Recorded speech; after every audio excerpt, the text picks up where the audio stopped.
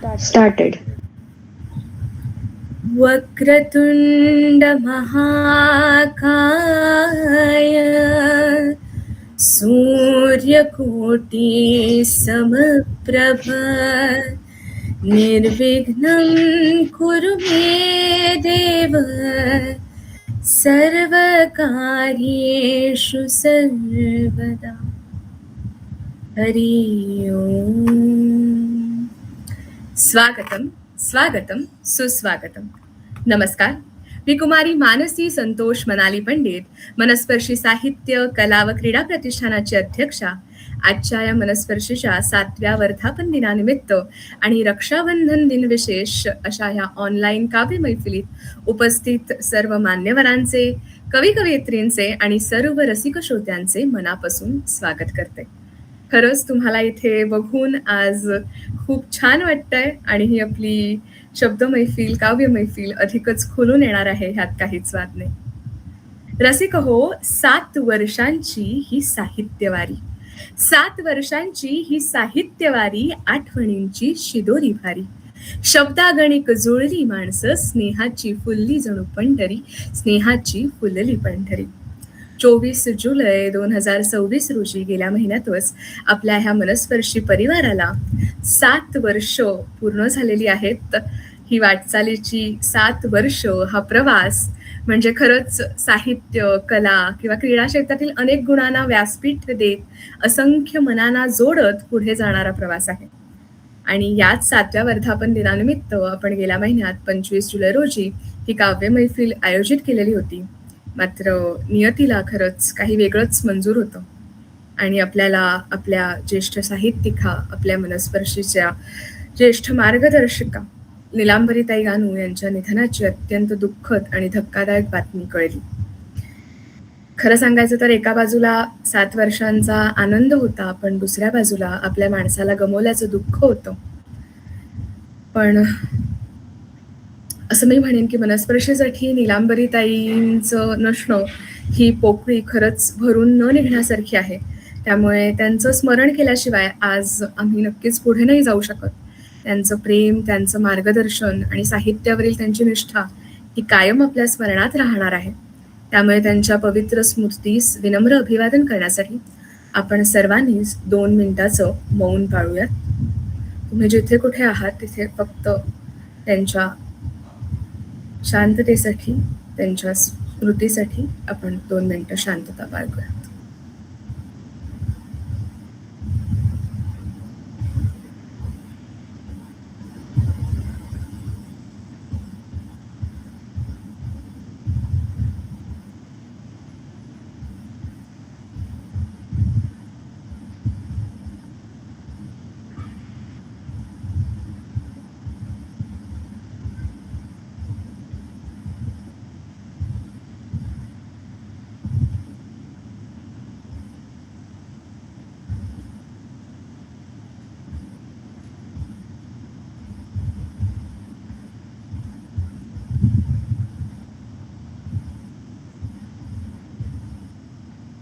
ओम शांती शांती शांती.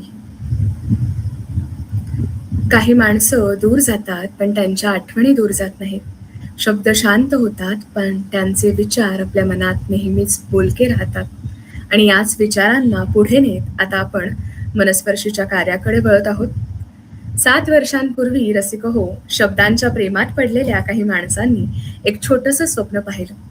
साहित्य फक्त पुस्तकात न राहता ते माणसांपर्यंत पोहोचावं. कविता फक्त लिहिली जाऊ नये तर ती जगली जावी.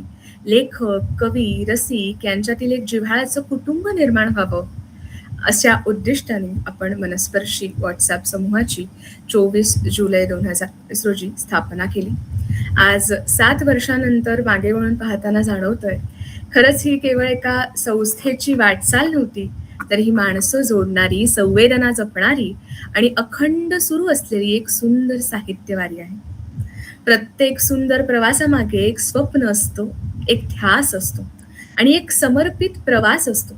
तर मनस्पर्शीच्या या 7 वर्षांच्या प्रवासामागील प्रेरणा, त्याचं थोडक्यात प्रास्ताविक आणि पुढील वाटचालीचा वेध आपल्यासमोर मांडण्यासाठी मी आपल्या समूहाचे कोषाध्यक्ष श्रीयुत निखिल कोलते यांना निमंत्रित करते. निखिल आधी आपल्या परिवाराचं बोधगीत सादर करतील आणि मग थोडक्यात आपल्यासमोर प्रास्ताविक मांडतील. बोलवते निखिल कोलते यांना. दिसतोय का व्यवस्थित? हा, थोडस मधोमध घे. बरोबर. नमस्कार. सर्वप्रथम आपणा सर्वांना मनस्पर्शीच्या 7व्या वर्धापन दिनाच्या शुभेच्छा. आणि मनस्पर्शी आणि रक्षाबंधनानिमित्त ही जी आपण मैफिल गुगल मीटच्या माध्यमातून आयोजित केली आहे त्याबद्दल सर्वांना शुभेच्छा. मनस्पर्शीचं जे बोधगीत आहे ते सर्वप्रथम मी सादर करतो. साहित्याचे अंगण सजवित मनस्पर्शीचा चमके तारा, भान विसरून इथे भरसती अभिव्यक्तीच्या श्रावण धारा. साहित्याचे अंगण सजवित कलम नव्याने तळपू द्यावी, नको फुकाचा शाब्दिक मारा. सरसरत भाव उमलत यावे, देऊनी मृदू शब्द पिसारा. साहित्याचे अंगण सजवित एक दिलाने झटती सारे, कलहास नको हृदयी थारा. उत्कर्षाचा निज ध्यास असो, एक संघता देऊ नारा. साहित्याचे अंगण सजवित दूर पळावी मरगळ सारी, नवरसरूपी वाहे वारा. नावारूपा या सकलांनो, साहित्याच्या पावन दारा. साहित्याचे अंगण सजवित अभिजात असे बोली माझी, झुळझुळ वाहे भक्ती धारा. हात सुकाने धरुनी हाती, चालू पथ हा हर्षे सारा. साहित्याचे अंगण सजवित मनस्पर्शीचा चमके तारा, भान विसरून इथे बरसती अभिव्यक्तीच्या श्रावण धारा. अभिव्यक्तीच्या श्रावण धारा. अभिव्यक्तीच्या श्रावण धारा. धन्यवाद.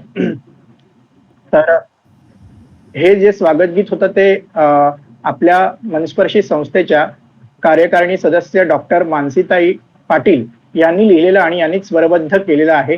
ते मी तुमच्या समोर गाण्याचा प्रयत्न केला आहे. आता आपल्या मनस्पर्शी बद्दल सांगायचं झालं तर 24 जुलै 2019 रोजी स्थापन झालेलं हे आपलं जे समूह आहे तो खरं तर साहित्याची नित्य सेवा करता यावी याकरिता स्थापन झालेला एक व्हॉट्सअप समूह होता. गेल्या 7 वर्षात आपण जवळपास 40हून अधिक काव्य स्पर्धा, 15हून अधिक लेख स्पर्धा, विविध कथा स्पर्धा आणि जवळपास 12 ते 13 ऑनलाईन कवी संमेलने तसेच 3 राज्यस्तरीय कवी संमेलने आयोजित या समूहामार्फत केली. आणि या समूहाद्वारे नवोदित साहित्यिकांना एक व्यासपीठ मिळावे हा आमचा प्रमुख हेतू राहिला आहे. विविध स्पर्धांमार्फत आपल्याला विविध मार्गदर्शक यांचं नेहमीच मार्गदर्शन लाभलं. विविध उपक्रमांद्वारे आपण आजपर्यंत साहित्याचे वेगवेगळे गद्य किंवा पद्य विभागातील उपक्रम राबवले आणि विविध साहित्यिकांशी जोडले गेलो, तळागाळाच्या साहित्यिकांशी जोडले गेलो. आपल्या पहिलं जे राज्यस्तरीय कवी संमेलन आहे ते आपण कल्याण येथे 8 जानेवारी 2023 रोजी घेतलं. त्याला प्रतिभाताई सराफ अध्यक्ष म्हणून लाभल्या होत्या. दुसरं जे आपलं राज्यस्तरीय कवी संमेलन आपण जे घेतलं तिथे चंद्रकांत दादा वानखेडे हे आपल्याला अध्यक्ष म्हणून लाभले होते पुण्यात 18 मे 2024 रोजी जे घेतलं ते. आणि तिसरं जे आपण राज्यस्तरीय साहित्य संमेलन जे आपण घेतलं ते कांदिवलीला घेतलं, ज्याला सुप्रसिद्ध गझलकार AK शेख सर अध्यक्ष म्हणून लाभले. ते आपलं 27 एप्रिल 2025 रोजी संपन्न झालं. आणि येत्या आपलं जे साहित्य संमेलन असणार आहे ते 24 ऑक्टोबर 2026 रोजी आपण ठाण्यात आयोजित केलेलं आहे, ज्याला सुप्रसिद्ध साहित्यिक डॉक्टर सुधाकर बेंद्रे हे अध्यक्ष म्हणून लाभणार आहेत. तर अशा प्रकारे आपण विविधांगी उपक्रमाद्वारे आपली नित्य सेवा करत आहोत. ती अशीच चालू राहील हे आश्वासन देतो आणि सर्वांना पुन्हा एकदा मनस्पर्शीच्या वर्धापन दिनाच्या शुभेच्छा देतो आणि येऊ घातलेल्या रक्षाबंधनाचाही शुभेच्छा देतो. धन्यवाद. धन्यवाद निखिल. सुंदर आढावा दादा, खूप छान. खरंच खूप सुंदर निखिल, खूप खूप धन्यवाद. रसिक हो, साहित्य म्हणजे शब्दांची श्रीमंती, पण त्या शब्दांना अनुभवाची, अभ्यासाची आणि जीवनदृष्टीची साथ लाभली की साहित्य हे अधिक समृद्ध होतं, नाही का? आणि आजच्या या काव्य मैफिलीस लाभले आहेत असेच एक मान्यवर व्यक्तिमत्व. आजच्या काव्य मैफिलीचे आपले अध्यक्ष, कवी व गझलकार माननीय doctor Rajendra Kengar sir. Sir, तुमचं मनापासून स्वागत. तुम्ही वेळात वेळ काढून मनस्पर्शीच्या या मैफिलीसाठी उपस्थिती दर्शवित आणि सरांचा परिचय थोडक्यात करून देण्यासाठी मी आपल्या समूहाच्या सहप्रशासिका जयश्रीताई शेळके शिळीमकर यांना निमंत्रित करते. जयश्रीताई. धन्यवाद मानसीताई. तर डॉक्टर राजेंद्र पांडुरंग केंगार सर यांचा परिचय मी थोडक्यात तुमच्यासमोर मांडत आहे. डॉक्टर राजेंद्र सर हे आयुर्वेदिक चिकित्सक, सर्जन, प्राध्यापक, संशोधक आणि बहुआयामी साहित्यिक आहेत. डस्किन या नावाने ते मराठी व इंग्रजी कविता व ललित लेखन, तर झंझावात या नावाने गझल लेखन करतात. त्यांनी MS सर्जरी आयुर्वेदा, PGDCR आणि PGDEMS या पदव्या प्राप्त केल्या असून स्वतःचे 10 बेडचे आयुर्वेद, पंचकर्म व लेझर शस्त्रक्रिया हॉस्पिटल चालवतात. तसेच शामराव पाटील आयुर्वेद महाविद्यालयात प्राथमिक आणि सर्जरी विभाग प्रमुख म्हणून ते कार्यरत आहेत. साहित्य क्षेत्रात सांगायचे झाल्यास त्यांनी 3500हून अधिक गझला आणि 6000हून अधिक कविता लिहिल्या आहेत. गझल ए राज हा त्यांचा गझल संग्रह प्रकाशित झाला आहे. त्यांच्या कविता देश विदेशातील विविध नियतकालिकात प्रसिद्ध झाल्या असून 2024 मध्ये काव्य लेखनासाठी त्यांना अमेरिकेतील मेरीलँड युनिव्हर्सिटी करून मानद डॉक्टरेट मिळाली आहे. तसेच 2022 सालचा पोएट्री ऑफ वर्ल्ड पीस या जागतिक परिषदेसाठी भारतातून एकमेव कवी म्हणून त्यांना निमंत्रण मिळाले होते. आयुर्वेद संशोधन क्षेत्रातही त्यांचे उल्लेखनीय योगदान आहे. त्यांचे 126हून अधिक शोध निबंध राष्ट्रीय आणि आंतरराष्ट्रीय नियतकालिकात प्रसिद्ध झाले असून अनेक राष्ट्रीय आंतरराष्ट्रीय परिषदांमध्ये त्यांनी व्याख्याने दिली आहेत. सामाजिक क्षेत्रात त्यांनी डॉक्टर नरेंद्र दाभोळकर यांच्यासोबत अंधश्रद्धा निर्मूलनाचे काम केले आहे. विज्ञाननिष्ठ आणि विवेकवादी विचारांचे पुरस्कर्ते असलेले डॉक्टर केंगार सर हे शिव, शाहू फुले आणि आंबेडकर यांच्या विचारांनी प्रभावित आहेत. त्यांनी आजवर 50हून अधिक वेळा रक्तदान केले आहे. त्यांच्या कार्याचा गौरव अनेक मान सन्मानांनी झाला आहे.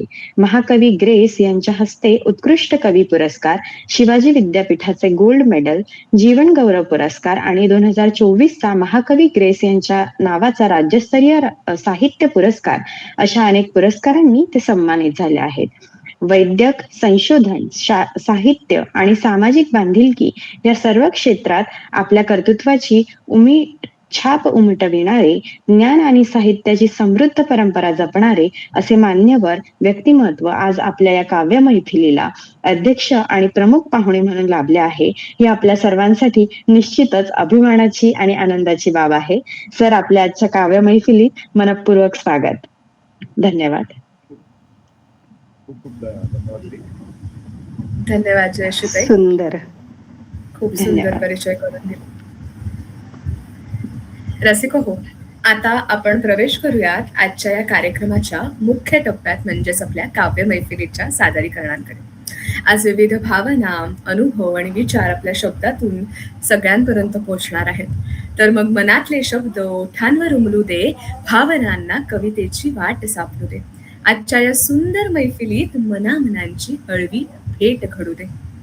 रसिक हो, अगदी परवावरच रक्षाबंधन आलेले आहे. बहिणीने भावाच्या मनगटावर राखी बांधताना त्यात फक्त एक धागा नसतो, तर बालपणीच्या आठवणी, भांडणं, लाड, काळजी आणि या आयुष्यभराची साथ या सगळ्या भावना गुंफलेल्या असतात. म्हणूनच म्हणतात ना, बंध हा रक्ताचा असतो, पण नातं हे मनाचं असतं. आणि याच नात्याची सुंदर जाणीव करून देणारी रचना म्हणजे आपली पुढची रचना, कच्चे असूच शकत नाहीत धागे भावा बहिणींच्या प्रेमाचे. पौराणिक संदर्भ आणि आजच्या नात्यांचा ओलावा याची सुंदर सांगड घालत ही रचना आपल्याला भावा बहिणींच्या नात्याचा खरा अर्थ सांगणार आहे. आजच्या आपल्या मैफिलीत अमरावतीहून आपल्याला लाभलेल्या आहेत लाडक्या आपल्या कवयित्री सौ ज्योतिताई देशपांडे. त्यांना मी मनापासून आमंत्रित करते आपल्या या संमेलनाची पहिली रचना सादर करण्यासाठी. ज्योतिताई, तुमचं मनपूर्वक स्वागत. धन्यवाद मानसीताई. मनस्पर्शीचे उपक्रम म्हटलं म्हणजे मी निशब्द होते. मनस्पर्शीच्या सर्व उपक्रमांना माझ्या हार्दिक शुभेच्छा आणि राखी पौर्णिमेच्याही खूप खूप शुभेच्छा. तुमचं सूत्रसंचालन खूप सुंदर, परिचय छान, मान्यवरही खूप छान लाभले. अशा या कार्यक्रमात मला संधी मिळाली आहे सादर करण्याची, त्याच्यामुळे मी माझे भाग्य समजते त्याला. आता मी माझी रचना सादर करते. अजूनही आहे नाते जिवंत भावा बहिणीच्या प्रेमाचे.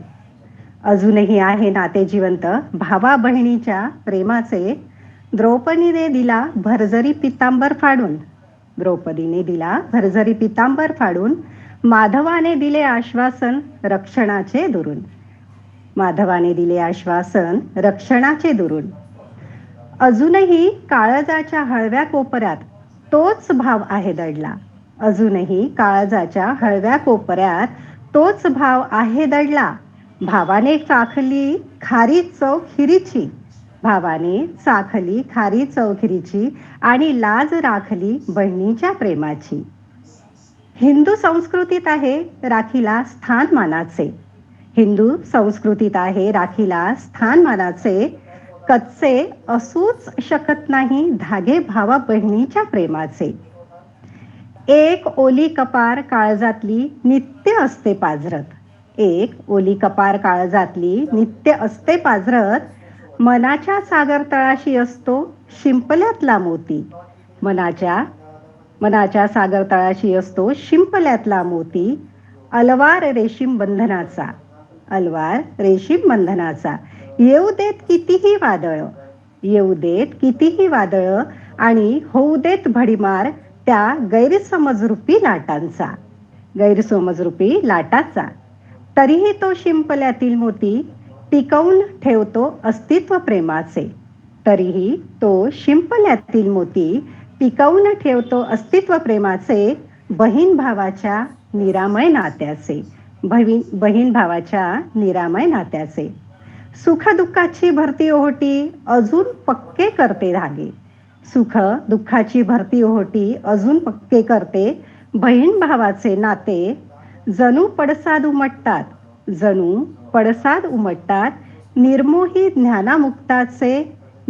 ज्ञानामुक्ताचे आणि सुभद्रा कृष्णाचे. धन्यवाद. खूपच सुंदर अशी सुरुवात. धन्यवाद ताई. धन्यवाद. खूप छान. रसिक हो, पुढच्या रचनेकडे वळूयात. भरजरी ग पितांबर दिला फाडून. भरजरी ग पितांबर दिला फाडून. द्रौपदीचे बंधू शोभे नारायण. द्रौपदीचे बंधू शोभे नारायण. रसिक हो, श्रीकृष्णाच्या मनगटावरील जखमेचा पौराणिक संदर्भ, रक्षाबंधनाचे मूळ, बहिणीचे आई समान प्रेम तसेच पवित्र नात्याची संस्कृती आपण पुढील रचनेत ऐकणार आहोत. ऐकूयात एक भावस्पर्शी कविता. आमंत्रित करत आहे मी अमोघ आपटे सरांना. नमस्कार. नमस्कार. मुख्य म्हणजे मनस्पर्शी साहित्य समूहामध्ये संधी मिळणं हे माझं सौभाग्य समजतो. आणि जास्त वेळ न घालता, आता कसं मला ऍक्च्युली माझी गाडी आहे, पण थोडीशी लेट झाल्यामुळे मला येता आलं. अदरवाईज प्रवासच असतो आता. आणि माझी रचना सादर करतोय.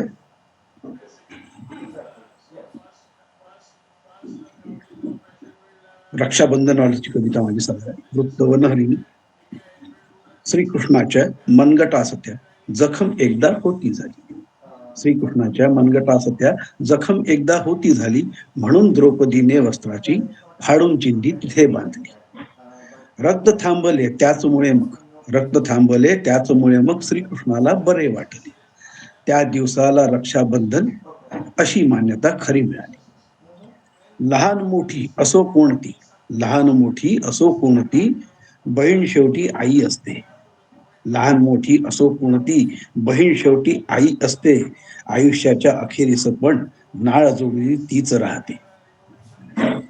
तशी रोजची फार आठवण येते दोघांनाही मोठी.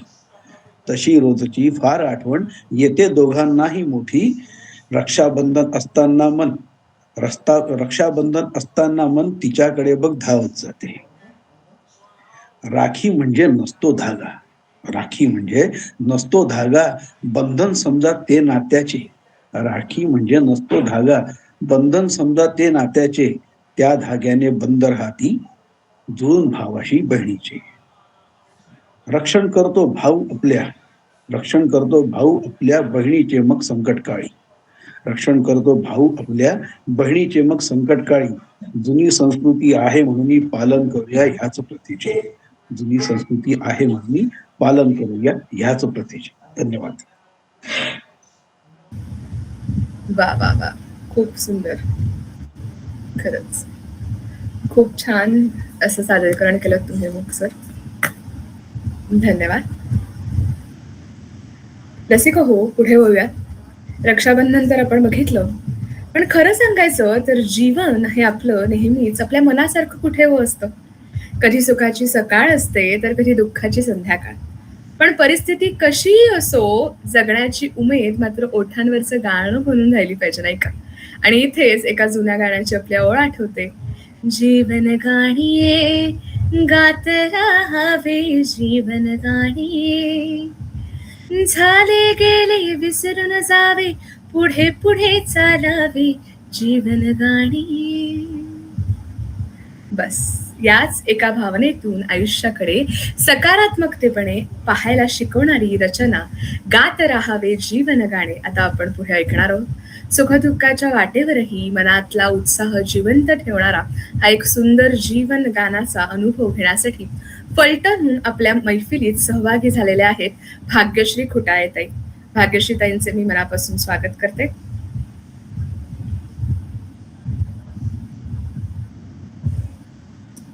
भाग्यश्री ताई.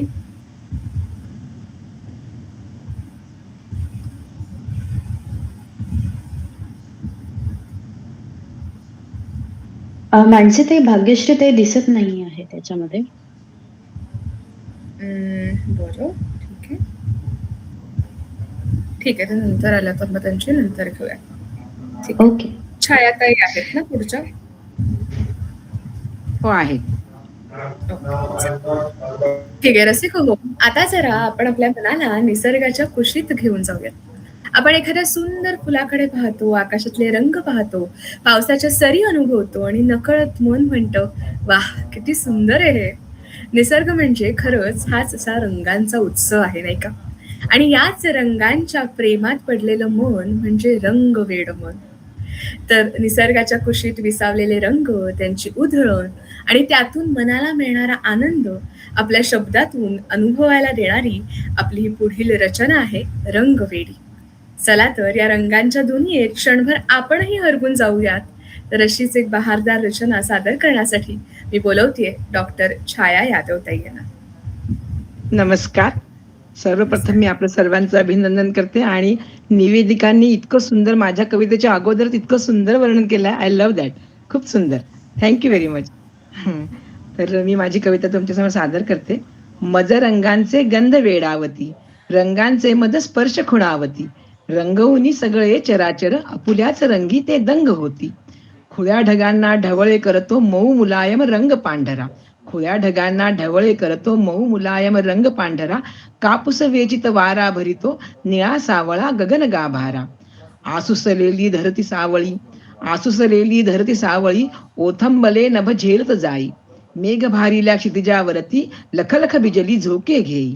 मेघ भारील्या क्षितिजावरती लखलख बिजली झोके घेई. शुभ्र वाहती धारा खळखळ, शुभ्र वाहती धारा खळखळ, खोलवरी त्या जाती झिरपत. भूगर्भात लपली हिरवळ, साजले उनी येते मिरवत. क्षणात बदले रूप धरित्री, क्षणात बदले रूप धरित्री, लाख छटा ल्यायली हिरवाई. सोन पिवळी उन्हे निरखती, पानोपानी फुलली नवलाई. गंध भारले रंग सभोवती, गंध भारले रंग सभोवती, रंगुनी त्यांच्या रंगात दंगते. मखमली स्पर्शात हरवणी, सप्तरंगी गोफात मी झुलते, सप्तरंगी मी गोफात मी झुलते. नमस्कार, धन्यवाद. क्या बात आहे, खूपच सुरेख, खूप सुंदर. आम्हाला त्या रंगात तुम्ही अगदी खरंच रंगवून टाकलं निसर्गाच्या. खूप सुंदर ते, खूप मस्त. रसिक हो, मानवी जीवनातली एक सुंदर भावना म्हणजे प्रेम. पण आपण असा विचार केला की प्रेमाला खरंच खूप काही लागतं का हो? म्हणजे मोठा बंगला, मोठं वैभव, अनेक सुखसोयी, की फक्त 2 मन आणि त्यातला प्रामाणिक जिव्हाळा?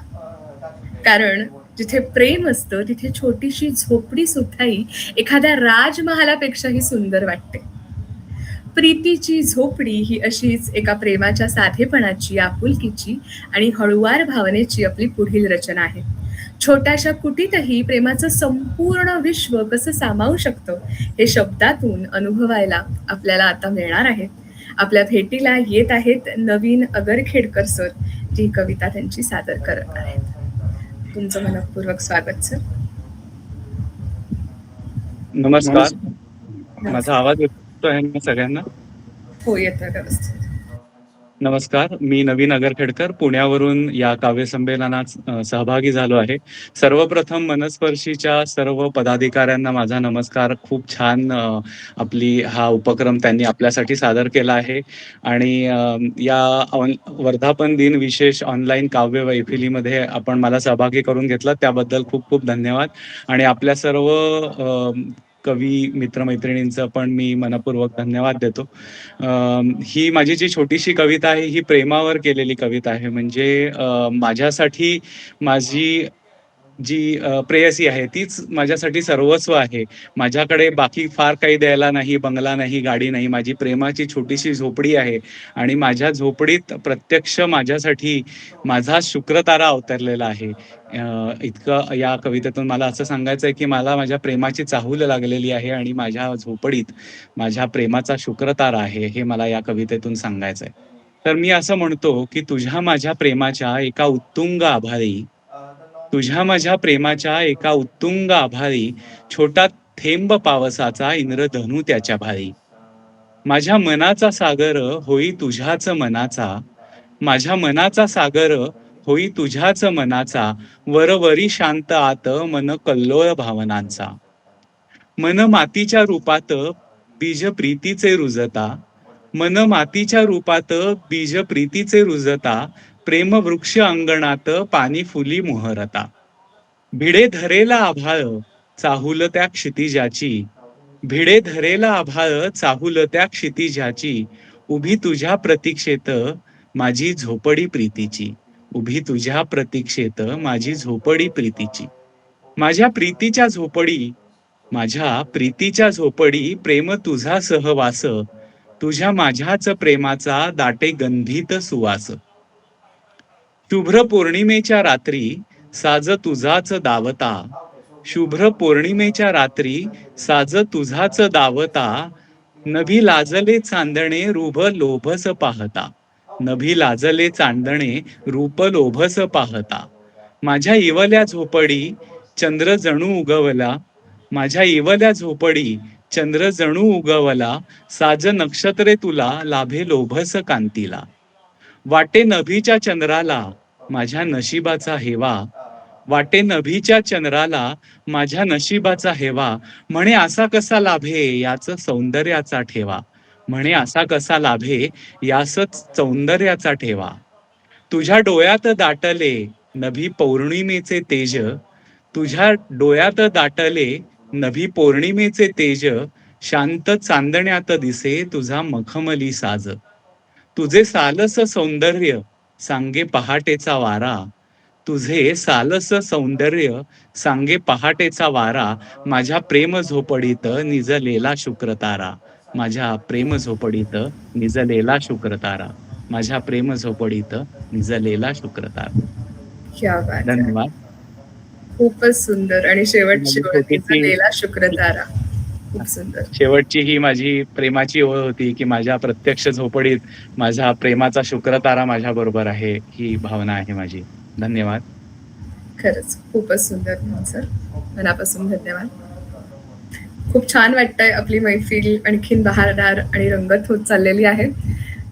पुढील रचना दीपाली मानसीताई, हॅलो. हो हो मानसीताई, मी रजा घेऊ का तुमची? हो हो चालेल. तुमची ट्रेन आहे ना. हो, जरूर. येस. धन्यवाद. थँक्यू.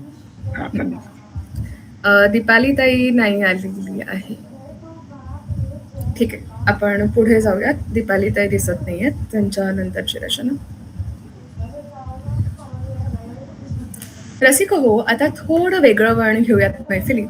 आपल्या आजूबाजूला कितीतरी गोष्टी आपण अगदी सहज म्हणतो नाही का, की हे शुभ आहे, हे अशुभ आहे, हे करू नये, असं झालं तर अपशकुन होईल. पण कधी आपण स्वतःला विचारतो का की या समजुतींच्या मागचं खरं कारण नेमकं काय आहे? तर समाजातील वास्तव आणि अंधश्रद्धा यांच्या सीमेरेषेवर उभे राहून आपल्यालाच काही आपण प्रश्न विचारणारी आणि अंतर्मुख करणारी पुढील रचना म्हणजे खेळ शुभ अशुभचा. ही कविता फक्त आपल्याला ऐकायची नाहीये, तर आपल्याला थोडा विचार करायलाही लावणार आहे. तर ही विचार प्रवर्तक रचना सादर करण्यासाठी मी आता निमंत्रित करतेय मनमोहन रोगे सर यांना. सर, तुमचं मनपूर्वक स्वागत.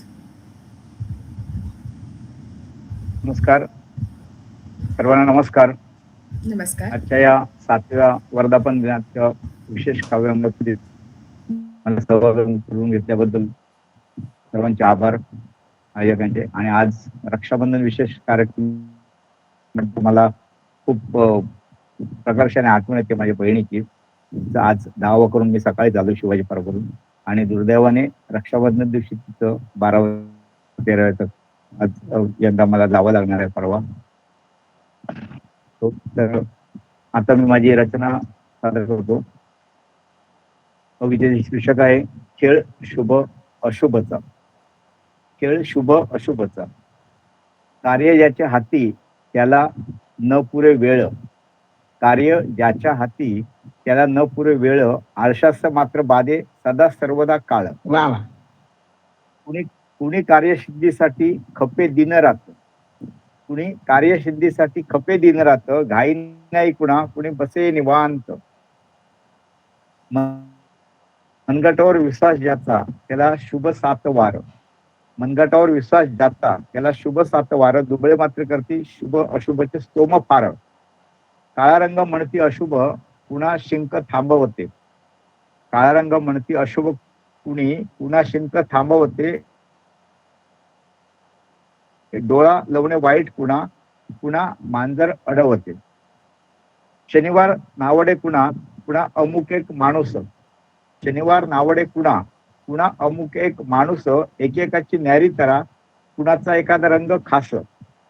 शुभ अशुभ हे सारे दुबळ्या मनाचे खेळ.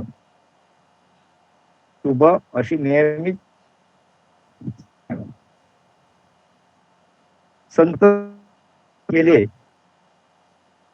इतुके प्रबोधन, संत सज्जनांनी केले इतुके प्रबोधन, ऐकून सारे दुर्लक्ष का करीती जन, ऐकून सारे दुर्लक्ष का करी. शुभ शुभ मानताना विचार जे यशस्वी सभोवती थोर. धन्यवाद.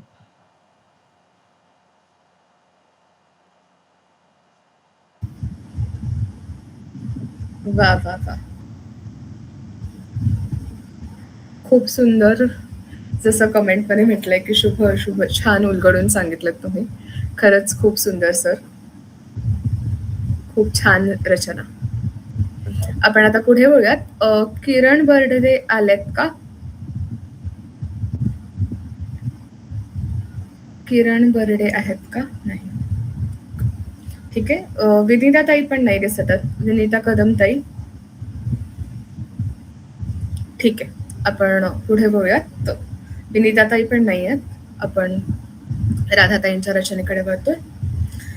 रसिक हो, आता आपण एका अशा स्त्रीच्या मनात डोकावणार आहोत जिच्या आयुष्यातला त्याग इतिहासाने कदाचित कमी शब्दात सांगितला, पण तिच्या मनातली वेदना किती मोठी असेल याची आपण कल्पना सुद्धा करू शकत नाही. यशोधरा.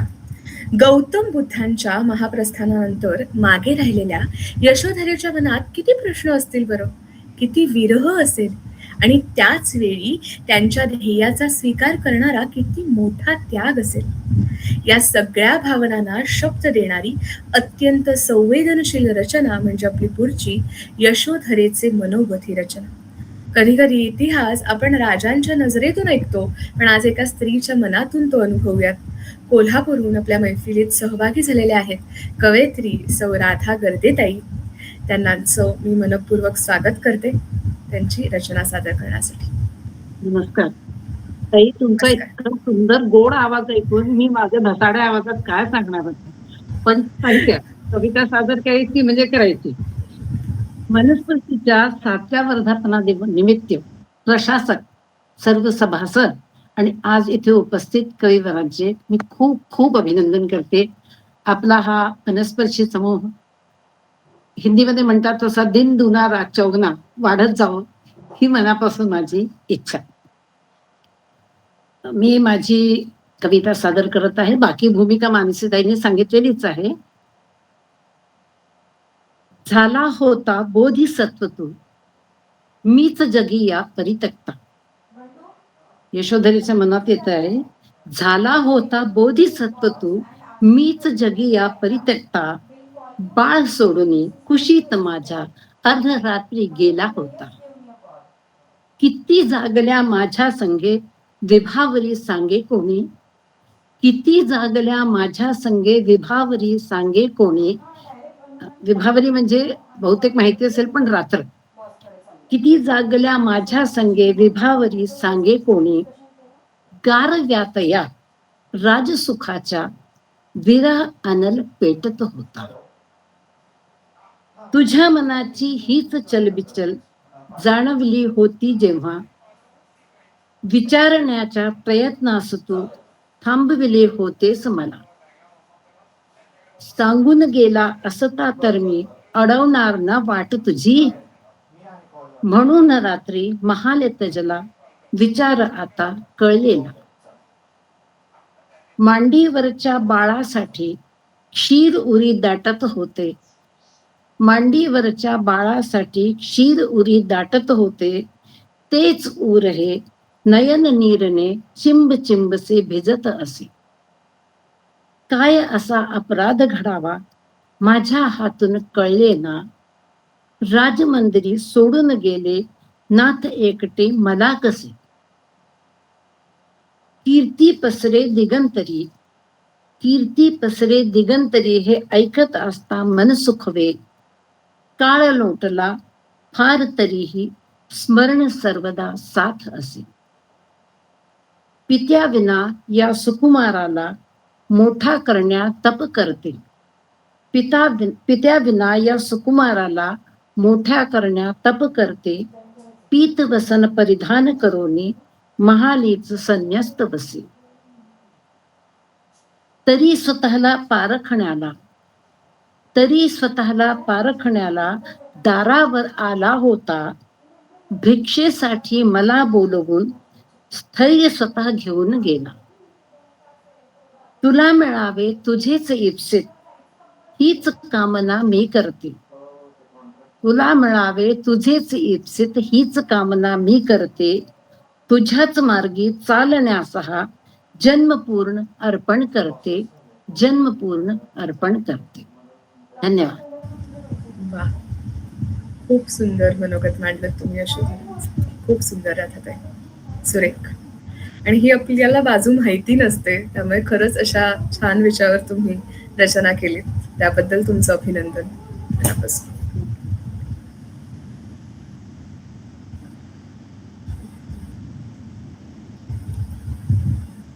पुढे बघूयात आपण.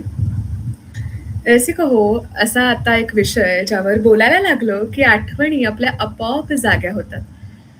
तो विषय म्हणजे मैत्री. नुकताच ऑगस्टच्या सुरुवातीला फ्रेंडशिप डे सुद्धा होऊन गेलेला आहे. आणि आपल्या आयुष्यात अशी एखादी व्यक्ती असते जिला फोन करण्यासाठी कारण लागत नाही. जिच्याशी कितीही दिवस बोलणं झालं नाही तरी सुद्धा नात्यात काही अंतर पडत नाही. हीच खरी मैत्री नाही का? मैत्रीचं नातं समुद्रासारखं अथांग असतं. चंदनासारखं झिजूनही सुगंध देतं आणि संकटाच्या वेळी हिऱ्यासारखं कणखर बनतं. मैत्रीच्या अशाच विविध छटा उलगडणारी रचना म्हणजे मैत्र जीवाचे. आणि रक्षाबंधनाच्या या वातावरणात नात्यांची आठवण होत असताना मैत्रीचंही हे नातं तितकंच आपलंसं वाटतं. तर याच सुंदर मैत्रीच्या दुनियेत घेऊन जाण्यासाठी कवयित्री उल्का मानकरताई यांचं मी मनापासून स्वागत करते.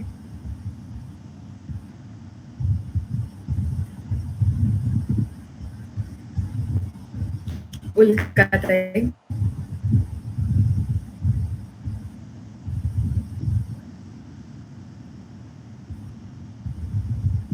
उल्काताई, आपण म्यूटवर आहात. हो, उल्काताई म्यूटवर आहात आपण.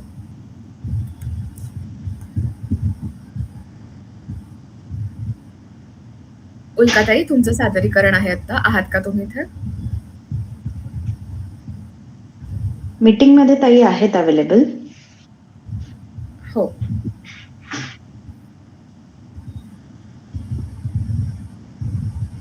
हॅलो, हो ताई, तुमचं सादरीकरण आहे. आवाज येतोय?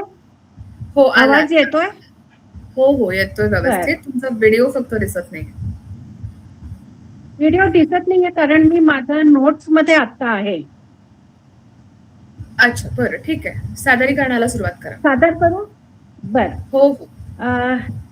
सर्वप्रथम मनस्पर्शी समूहात माझी कविता सादर करण्याची तुम्ही मला संधी दिल्याबद्दल तुमच्या सर्वांचे खूप खूप आभार. आणि जेवढ्या सहभागी माझे हे आहेत बंधू भगिनी, त्यांचेही अभिनंदन.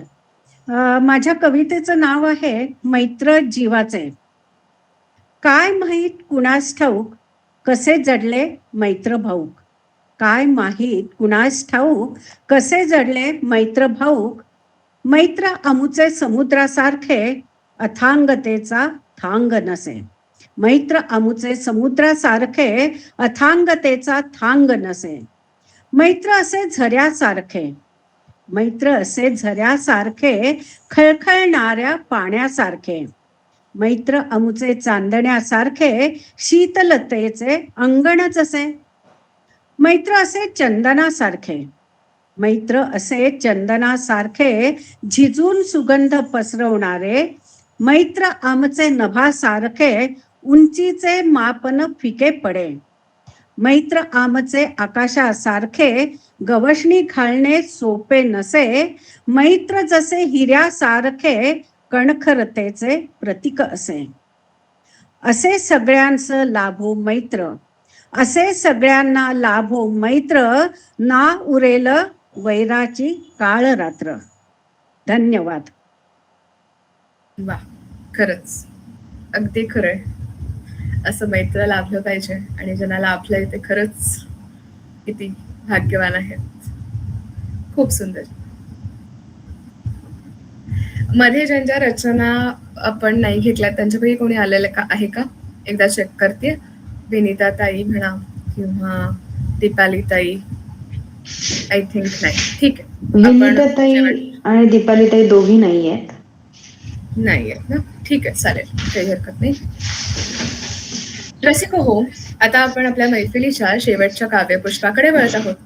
आतापर्यंत आपण रक्षाबंधनाचा ओलावा, जीवनाचा आशावाद, निसर्गाचे रंग अनुभवले, प्रेमाची ऊब अनुभवली, काही प्रश्नांवर विचार केला, आठवणीत रमलो आणि मैत्रीच्या नात्यातही डोकावून पाहिलं.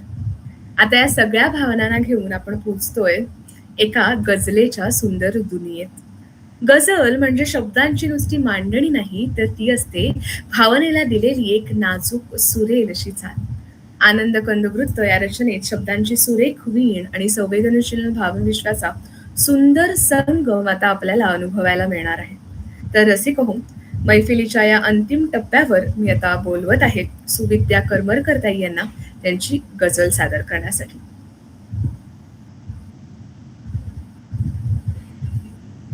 सुविद्याताई.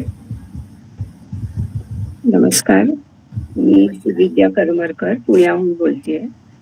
मनस्पर्शीच्या काव्य मैफिलीमध्ये माझा काव्य सादर करायची संधी दिल्याबद्दल मी सर्व मान्यवरांचे आभार मानते. ऍक्च्युली गझलच्या ऐवजी सरांनी मला एक वृत्तबद्ध माझा गाव नावाची कविता म्हणायला सांगितली होती, त्यामुळे मी ती घेते आता. ओके, जरूर ताई. तर कवितेचे नाव आहे गाव माझा. सूर्या आधी जागा होतो गाव आजही माझा, सडा सारवण तुळशी पूजन सुगंध उरात ताजा.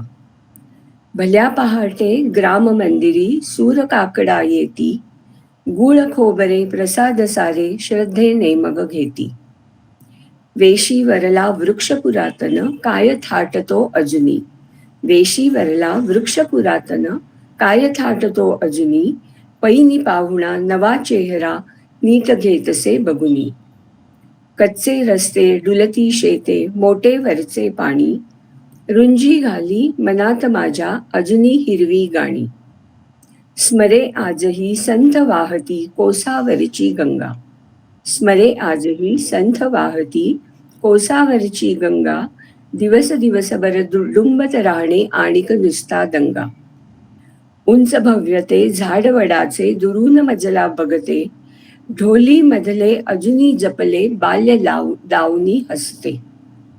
पारंब्यांना लोंब काढणे किती मजेचे भारी, पडल्या फुटल्या गुडघ्यांना मग माती ओली तारी. पार एकला निवांत असतो पिंपळ पर्णी छाया, सायंकाळी फळगप्पांचा दाट सावली माया. शहरामध्ये क्वचितच जेव्हा लालपरी मी बघतो, गावाकडच्या माणुसकीचा धुरळा मजला स्मरतो. झगमगाट हा इथे निशेचा मनी सावली काळी, रुंजी घाली वासुदेव अन त्याची पहाट हाळी. टपरी पाशी जुनाच थांबा डोळ्यांमध्ये आशा, चिमण पाखरे यावी फिरून मूकमूकशी भाषा, मूकमूकशी भाषा. क्या धन्यवाद. बात है. मला अतिशय खोकला असल्यामुळे प्रचंड घसा बसलाय, त्यामुळे किती ऐकायला आलं माहित नाही, पण धन्यवाद. काही हरकत नाही. खूप छान रचना ऐकू आली आणि खरंच ते सगळं माझ्या गावाचं दृश्य डोळ्यासमोर उभं राहिलं. खूप सुंदर लिहिलेली होती आणि सादरीकरण सुद्धा खूप सुरेख. धन्यवाद ताई. आपल्या आजच्या या काव्य मैफिलीचे सर्व सादरीकरणं संपन्न झालेली आहेत. खरंच विविध ढंगाच्या रचना आज आपण ह्या मैफिलीत ऐकलेल्या आहेत आणि खरंच तुम्ही वेळात वेळ काढून इथे आलेला आहात आणि सादरीकरणं केलेली आहेत सगळ्यांनी. खरंच खूप छान वाटतंय. मी मैफिलीची पुढील सूत्र निखिलकडे सोपवत आहे.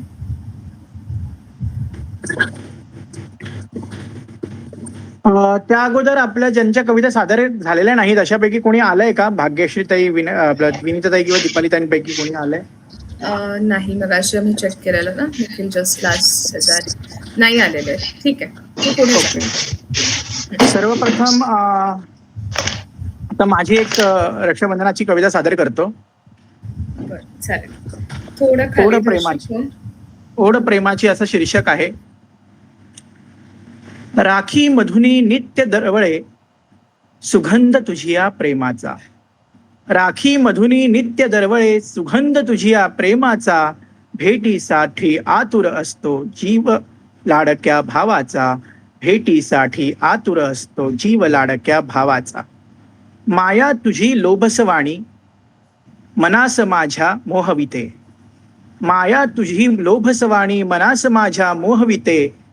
समीप तू असताना सारे दुःख दुःख क्षणात ओसरते, समीप तू असताना सारे दुःख क्षणात ओसरते. हक्काच्या या धाग्यामधुनी स्नेह ज्योत तळपत असते, हक्काच्या या धाग्यामधुनी स्नेह ज्योत तळपत असते. तुझ्या सुखाची प्रेमळ वर्षा, तुझ्या सुखाची प्रेमळ वर्षा हृदयावरती बरसत असते, तुझ्या सुखाची प्रेमळ वर्षा हृदयावरती बरसत असते. मधाळ क्षण तो सरतो आणिक, मधाळ क्षण तो सरतो आणिक, पुनर्भेटीची ओढ लागते. निरोप का देताना नकळत नयनी माझ्या नीर दाटते. निरोप का देताना नकळत नयनी माझ्या नीर दाटते. जरी क्षणिक सहवास आपला, जरी क्षणिक सहवास आपुला, तरी हवासा नित्य वाटतो. प्रत्येक सणाला आतुरतेने ताई तुझी मी वाट पाहतो. प्रत्येक क्षणाला आतुरतेने ताई तुझी मी वाट पाहतो. धन्यवाद. वा वा, खूप सुंदर, खूप छान. सर्वप्रथम आपल्या या मनस्पर्शीला 7 वर्ष पूर्ण होत आहेत. खरं तर विश्वास बसत नाहीये, कारण सुरुवातीपासून अगदी छोटा हा आपला एक व्हॉट्सअप ग्रुप होता. पण त्यानंतर आपण विविध स्पर्धा, जसं की मी प्रास्ताविकात म्हटलंच आहे, त्यामुळे वेगळं सांगायची गरज नाही की विविध स्पर्धा आणि उपक्रमांद्वारे हा मोठा होत गेला. तो अधिकाधिक वृद्धिंगत होत राहो हीच ईश्वरचरणी माझी सदिच्छा व्यक्त करतो. आणि आजच्या कार्यक्रमाला लाभलेले अध्यक्ष आदरणीय डॉक्टर राजेंद्र किंगार सर यांना विनंती करतो की त्यांनी आपले मनोगत व्यक्त करावे.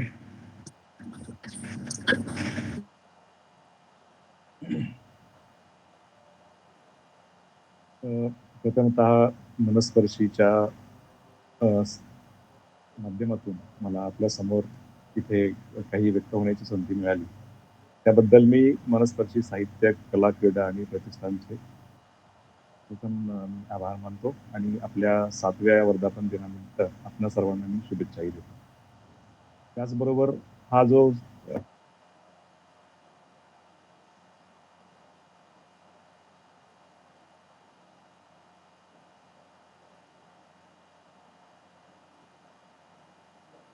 हा परवा येऊ घातलेला रक्षाबंधनाचा कार्यक्रम, असा हा दुग्ध शर्करा संयोग आणि त्या अनुषंगाने होणारे हे काव्यसंमेलन, मला असं वाटतं कधी कधी की रानझऱ्याची तहान घेऊन प्राणातून झरणाऱ्या कवितांचा आवाज ऐकण्याची ही संधी आहे. आदरणीय प्रमोद कोलते सर, सुप्रसिद्ध कवयित्री आदरणीय दीपालीताई, आदरणीय भाग्यश्रीताई यांनी माझी आपणा सर्वांना ओळख करून दिली आणि त्या निमित्ताने आपणा सर्वांसमोर मला येता आलं. आपणा सर्वांचे मी आभार नाही म्हणणार, कारण आभारानं माणूस थोडा परका होतो. माझे प्राणप्रिय गुरु महाकवी ग्रेस यांच्या भाषेत म्हणायचं झालं तर, मज कळेन स्वप्न कशाने सत्याहून सुंदर दिसते. मज कळेन स्वप्न कशाने सत्याहून सुंदर दिसते. या सांध्य समयी सर्वांची मग घागर का पाझरते. मग सांध्य समयी सर्वांची मग घागर का पाझरते. मी उभा अंगणी माझ्या घर माझे हरकून बघतो. मी उभा अंगणी माझ्या घर माझे हरकून बघतो. कौलातून जीर्ण फुलांचा अंगावर वारा येतो. फुटलेल्या काचांमधला ती उशीत घेई तुकडा. फुटलेल्या काचांमधला ती उशीत घेई तुकडा. अपरात्री बघता यावा मावळता चंद्रही थोडा. अपरात्री बघता यावा मावळता चंद्रही थोडा. शब्दांच्या अर्थांची ही मग कधी न आली करुणा.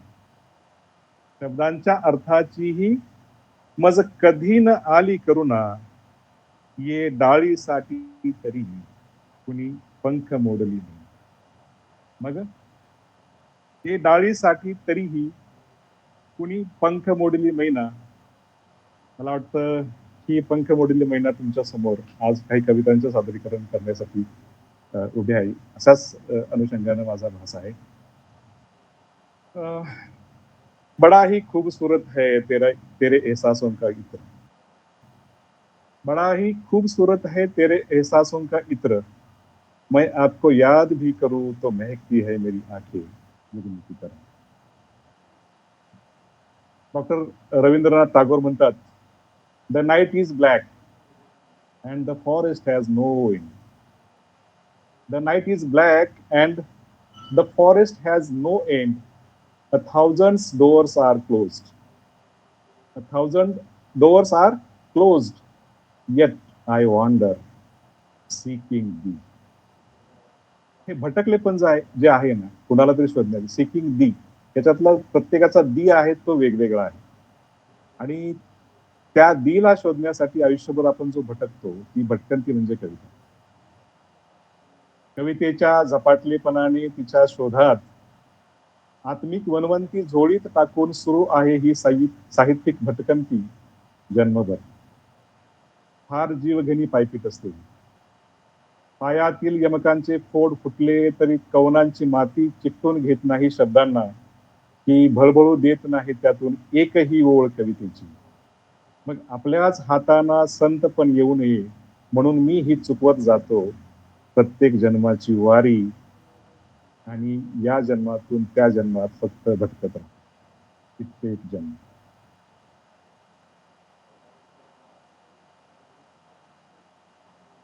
तर हे असं कवितेचं झपाटलेपण आहे, आणि त्या कवितेच्या झपाटलेपणातूनच त्या सर्व हाच आभासांचा हा सगळा खेळ सुरू आहे असं मला वाटतं. अगदीच सुंदर सर.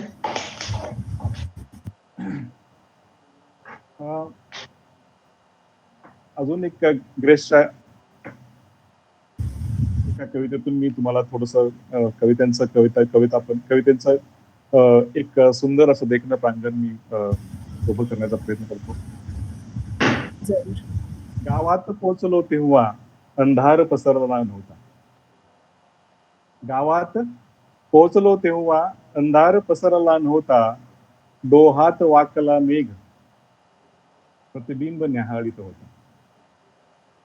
डोंगरी उतरतो सूर्य संध्याही तिथली बाई, परतून कधी न आल्या मग वेळेवर त्या गाई. ही याद राहिली आहे किती जुनी पुराण मजला, झोळीत टाकता भिक्षा अन्नाचा कण हादरला. काय सुंदर काव्य आहे ना. ही याद राहिली आहे किती जुनी पुराण मजला, झोळीत टाकता भिक्षा अन्नाचा कण हादरला. घाटावर गेलो होतो मी जळते प्रेत बघाय. घाटावर गेलो होतो मी जळते प्रेत बघाया, त्या दिवशी आईची ही मी दूर लोटली माया. त्या दिवशी आईची ही मी दूर लोटली माया.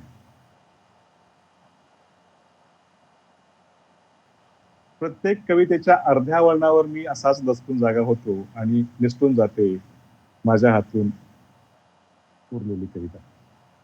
आता ही माझी कविता पण कदाचित भव्यतेच्या साक्षात्काराने आत्मदीप्ती व्हावी म्हणून मी या लख काळोखाच्या आवर्ताच्या रम्य गर्तेत आदमास न घेता केवळ निर्तोल होतो आहे.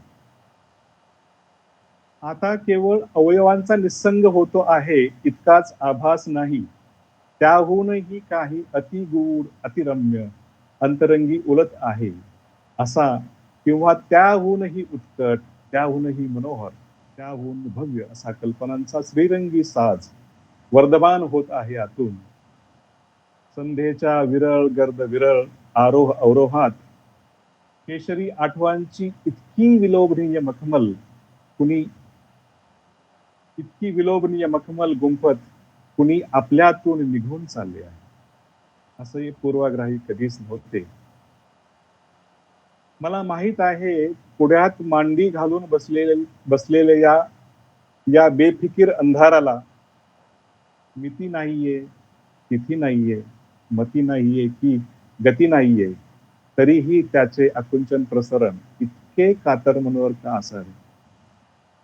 या अंधाराची गर्तता गहनता भव्यता गडद होत जाताना मी केवळ दुर्बोध होत जातो नंतर, आणि दोन्ही हातांनी वारून या अंधाराला विरळ करावे म्हटलं तर आणखी गडद आणखी दुर्बोध होत जातो आपल्या अंतरंगातील महिरपींच्या सांदी कोपऱ्यात. माहित आहे अस्मादिकांचे निर्गमन केवळ 4 खांद्यावर होणार आहे. यावेळी कदाचित बेवारस प्रेतांबरोबर महानगरपालिकेच्या ॲम्ब्युलन्समध्ये. तरीही या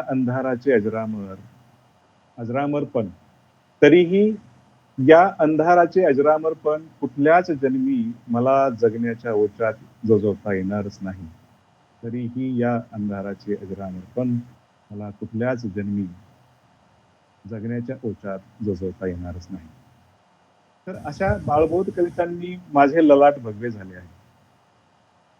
कुठल्याच सूर्यास्ताचे सांकेतिक संदर्भ माझ्या जळजळत्या नजरेवर खुलून दिसतच नाहीत, म्हणून मी डोळे झाकतो आणि आठवतो सूर्योदयापूर्वी उघडलेले माझे अश्राप डोळे. हे असले शापित दुखणे ना मांडता येते ना कागदावर लवणता येते.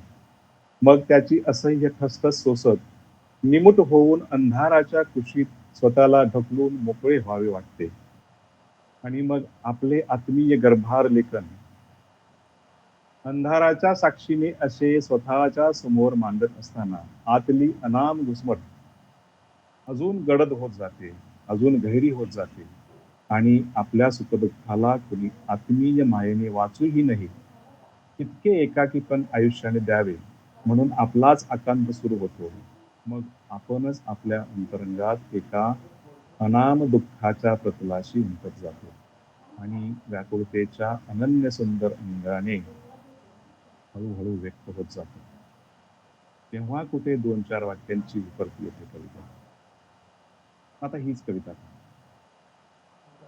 समोर सायंकाळ झरत चालली आहे. कुणीतरी गंभीर अवसादाने डोळे भरवून म्हणतो. मला डोळ्यातून गळणाऱ्या प्रत्येक थेंबावर संगीत ऐकू येते आणि माझ्या हृदयात व्हायोलिन तार सप्तकातील करुण स्वरांवर तंतुणू लागले. हा आरोह अवरोह आणि समोर टपटपणाऱ्या संगीतांचा सिंत्रो जीव घेऊन असतो सायंकाळ. अगदी माझ्या व्हायोलिनच्या सुरागवतींवर हे थेंबांचे नादमधुर संगीत. मुळातच सायंकाळचे रागच किती धीरगंभीर असतात नाही. आता हा यमनच पहा ना. मी संध्याकाळी गातो, मी संध्याकाळी गातो, तू मला शिकविली गीते भय इथले संपत नाही, भय इथले संपत नाही. मज तुझी आठवण येते, भय इथले संपत नाही, भय इथले संपत नाही. हा यमन राग. पण आज नेमक्या कोणत्या रागांवर ही सायंकाळ अजून करून होत चालली आहे माहित नाही. कदाचित तुझ्या डोळ्यांची उघडझाप थांबली की काळजाच्या व्हायोलिनवर मला भैरवीचे स्वर ऐकू येते. आणि अमोघ रंगातच आपले सर्व दूर पसरलेले अवयव झरणाऱ्या गोरज दुःखाला छातीशी कवटाळून समोर सूर्य निघतो. आणि अमोघ रंगातच आपले सर्व दूर पसरलेले आदिम अवयव झरणाऱ्या गोरज दुःखाला छातीशी कवटाळून सूर्य मावळेल निदान एका रात्रीसाठी.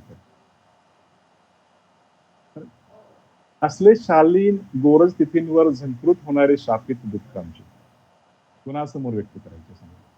उगीच आपल्या कवितेने समोरच्याचा कडेलोट करून त्याच्या आत्मिक स्खलनाचे शालीन पाप मला लागेल या भयगंडाने मी माझ्या कविता सर्वांपासून लपवतो आलो आज. आणि म्हणून मी माझे अभिजात साहित्य कुठेही पोस्ट केले नाही की कुठल्या कार्यक्रमात गायले नाही. कारण हे असले गंभीर दुखणे कुणास दान करावे सांगा. खरं आहे ना की भय इथले संपत नाही. बाकी हा लौकिकाचा प्रासाद, त्यातील बटबटीतपणा किंवा होणारे सहेतुक सोहळे सगळेच नको वाटते मला. मी कुठेच जात नाही त्यासाठी. काही निमंत्रणे टाळता येत नाहीत. त्यातही आपल्यासारखे निश्चित साहित्यिक समोर सुटवीत असतील तर नाहीच नाही. आणि मग अशी एखादी मनातून उसळी घेत कविता वर येते. काश तुझ्या निवळशंख अत्तराने प्राजक्तगंधी डहाळीवर लगडलेल्या आयुष्याशी माझं माती ओल कणभंगूर आयुष्य जोडता आलं असतं. काश तुझ्या निवळशंख अत्तराने प्राजक्तगंधी डहाळीवर लगडलेल्या आयुष्याशी माझं माती ओल कणभंगूर आयुष्य जोडता आलं असतं मला. जोडता आलं असतं तुझ्या माझ्या दरम्यान हे सुटून गेलेलं सावलीच्या आकांताने आयुष्याच्या सांदी कोपऱ्यात वळून गेलेलं आदिम. जोडता आलं असतं काळाच्या इवलेशा चिंतीत पकडलेलं दोघांच्या अस्थान्वित ओढीच्या प्रवाहामध्ये वाहून गेलेलं वय अंतर आणि नातं. जोडता आलं असतं दोन किनाऱ्यातील प्रवाहाला एकाच वळणावर निबद्ध करणारं कातळ रंगी पाण्यात आकाश उतरवणारं विश्व व्याकुळ मन. जोडता आलं असतं ज्याला तुझं माझं कळतं असं एखादं अश्राप बागेतील माधवीचं टवटवीत फूल, त्याचा मुग्धान्वित सुगंध आणि त्यात मिसळत जाणारे तुझे माझे जीवन. जोडता आलं असतं पावसांच्या धारांमध्ये भिजणारं अंग आणि त्यावर उमटणारी अंगमोहरांनी डबडबलेली स्पर्शांची अनवट परिभाषा.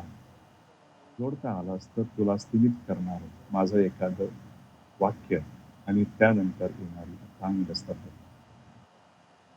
जोडता आलं असतं थेट तुलाच माझ्या यातनांनी अवघडलेल्या नावापूर्वी एका टवटवीत वेदनेने अलगद उचलून डोळ्यांच्या किनाऱ्यावरील काजळ मारली. मला हे सारं सारं करता असतं. काश मला हे सारं सारं करता असतं. कवितेपर्यंत ठीक आहे, पण कधीतरी माझेही मला एका अनामिक बंधाने जोडून घेता यायला हवे असे वाटते. पण म्हणतात ना, ये कौन सा मंजर है, मौत दरख्त पे बैठी है और हम सांसों का आशिया बुन रहे हैं. ये कौन सा मंजर है, मौत दरख्त पे बैठी है और हम सांसों का आशिया बुन रहे हैं.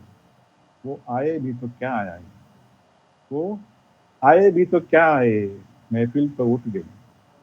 वो आए भी तो क्या आए, महफिल तो उठ गई, फिर भी वो हमें और हम उन्हें सुनाते रहे हमेशा. फिर भी वो हमें और हम उन्हें सुनाते रहे खामोशी. असे कधीतरी होऊन जाते. बाकी वैयक्तिक म्हणाल तर मस्त एका कोपऱ्यात एखादी आदिम कळ उसवून तिला बोलके करावे आणि त्या कैफी उन्मादात मतिकुंभ व्हावे.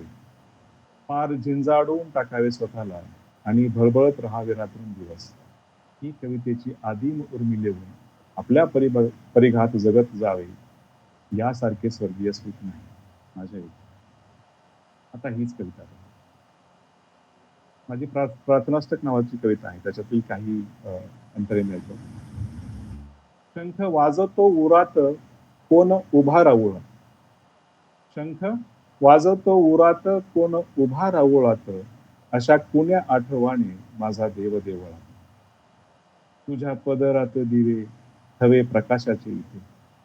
तुझ्या पदरात दिवे हवे प्रकाशाचे इथे, हात जोडून उभा मी घरे हलत आहोत. मन थकता भागता उभे तुझी या दाराशी.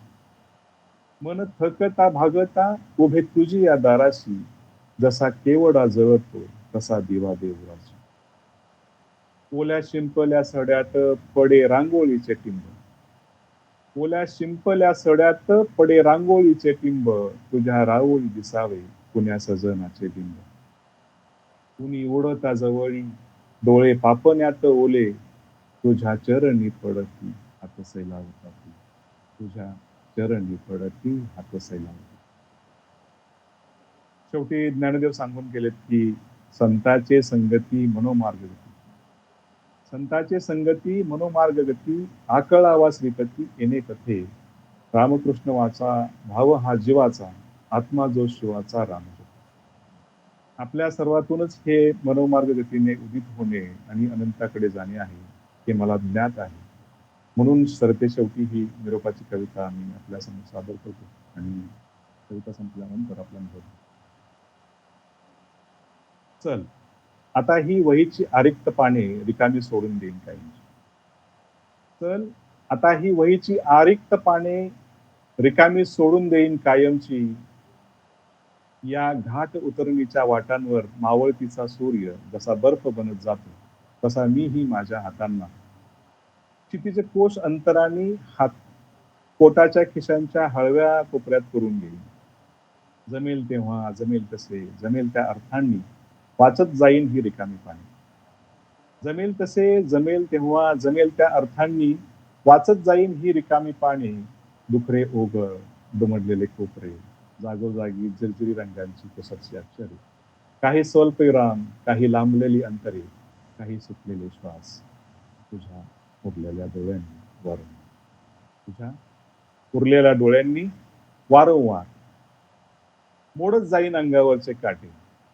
मोडत जाईन अंगावरचे दरदरून येणारे काटे थरथरणाऱ्या बोटांनी अगदी त्वचा सोलेपर्यंत. मोडत जाईन अंगावरचे दरदरून येणारे काटे थरथरणाऱ्या बोटांनी अगदी त्वचा सोलेपर्यंत. रक्ताच्या चिरकांडीने अगदी आकाश भिजेपर्यंत. चुकून जर तू कधी आलीच या निर्जन बेटावर तर त्या सरोवरात डोकून पहा. चुकून जर तू आलीच कधी या निर्जन बेटांवर तर त्या सरोवरात डोकावून पहा. बघ मी अक्षर अक्षर फेकलेल्या कवितांचे आजीर्ण हुंदक्यांनी फुललेले अजरामर तुकडे तुला वाचता येतात. बघ मी अक्षर अक्षर फेकलेल्या कवितांचे आजीर्ण हुंदक्यांनी फुललेले अजरामर तुकडे तुला वाचता येतात का. नाहीतरी परसदारीतील मी लावलेल्या गुलाबांची टवटवीत फुले अंगावर माळून कधीतरी तुला यावेच लागेल माझ्या दाराशी. नाहीतरी परसदारीतील मी लावलेल्या गुलाबांची टवटवीत फुले सर्वांगावर माळून कधीतरी तुला यावेच लागेल माझ्या दाराशी. मला या अपूर्ण कवितेसह लोकांनी खांद्यावर घेतले. मला या अपूर्ण कवितेसह लोकांनी खांद्यावर घेण्यापूर्वी निदान निरोपासाठी खूप खूप धन्यवाद सर. खूप खूप धन्यवाद सर. खूप सुंदर आपण सादरीकरण केलं. आता फक्त एक विनंती असेल की आपण 2 ते 3 मिनिटात आजच्या सहभागी सदस्यांना मार्गदर्शन करावे आणि मग आपण आभार प्रदर्शनाकडे वळूया.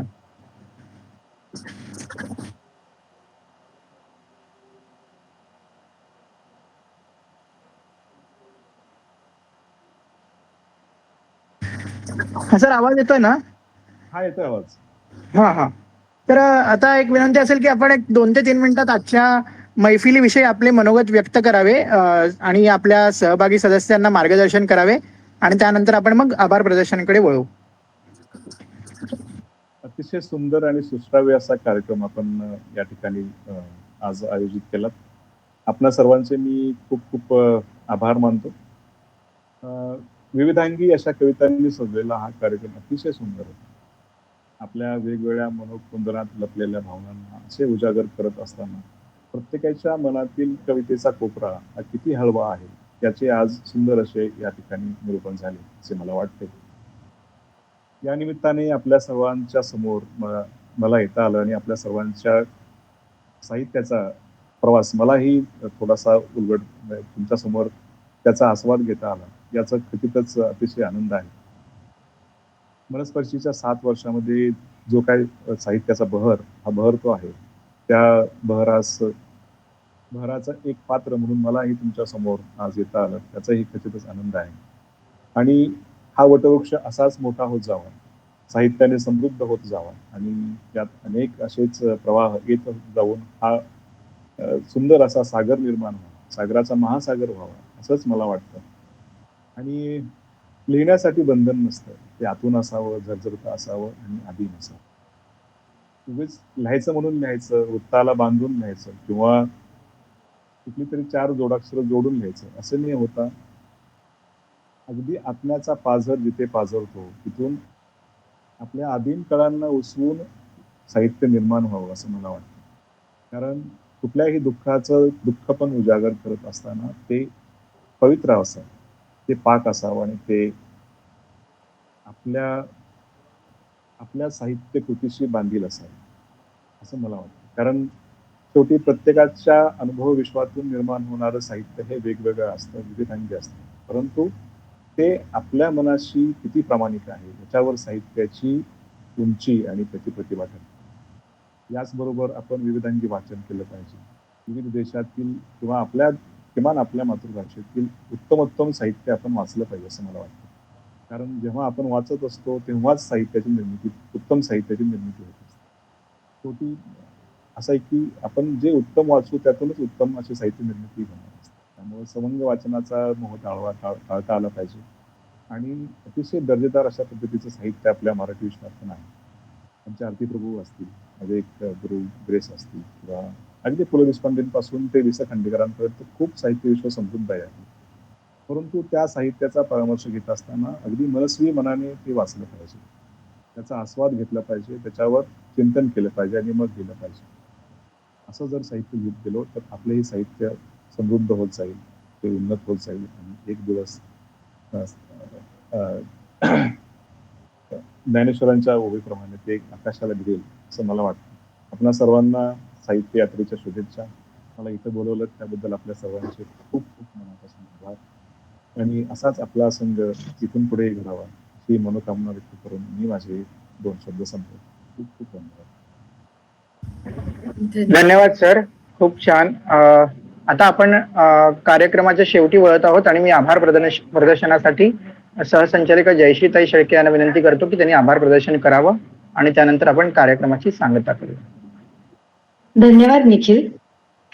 तर आजच्या या ऑनलाईन काव्य मैफिलीच्या आणि रक्षाबंधन विशेष कार्यक्रमाच्या समारोपाच्या क्षणी आभार मानण्याची संधी मला मिळत आहे, त्याबद्दल धन्यवाद. सर्वप्रथम आजचे अध्यक्ष व प्रमुख पाहुणे माननीय डॉक्टर राजेंद्र केंगार सर, सहभागी सर्व कवयित्री आणि उत्तम सूत्रसंचालन करणाऱ्या कुमारी मानसी संतोष पंडित यांचे मी मनपूर्वक आभार मानते.